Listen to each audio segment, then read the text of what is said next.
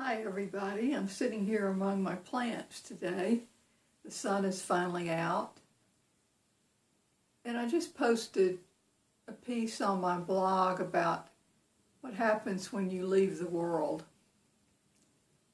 You really don't have a choice because there is no free will on this planet. Our only free will is the attitudes and emotions we are able to choose as reactions to the predestined events. So some of us are chosen to leave the world. And when you leave the world, you don't know what to do with yourself because the world is the place where you do. The world is the place where you go to meetings and you have a social life, and you do charity work, maybe. The world is where you feel good about yourself in a false kind of way, right? Very false kind of way.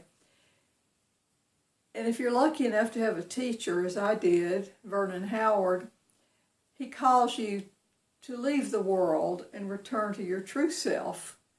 Because in the world you have a false self that's connected with the world. And the world and the false self are equally unreal.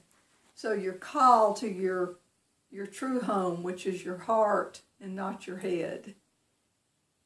There will be a lot of suffering when you first leave the world. And Christ said, "My kingdom is not of this world," so you're headed in the right direction. You're headed home to the heart.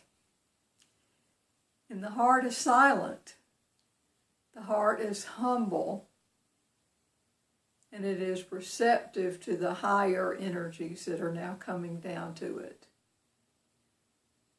You are living your life consciously now instead of falsely and mechanically. And the world will not like you or reward you for doing that.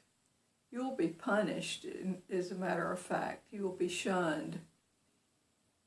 But it will be happening to you mechanically and not consciously. You see, what the world does is completely mechanical. And what the true self does is completely conscious. Now, you'll return to the world because you have to, because you're a human being. But you return to the world as a witness, not a mechanical participant. Nobody can push your buttons in the way that they used to push them. Now you have a sanctuary to which you return often throughout your day, and that sanctuary is silence. You draw a cloak around yourself and you rest. I love what Pamela Wilson said. She said, "Rest and rapture, what else is there?" And true rest is coming home to your true self and leaving the world. And in that way you contribute to the world in the right way. Namaste.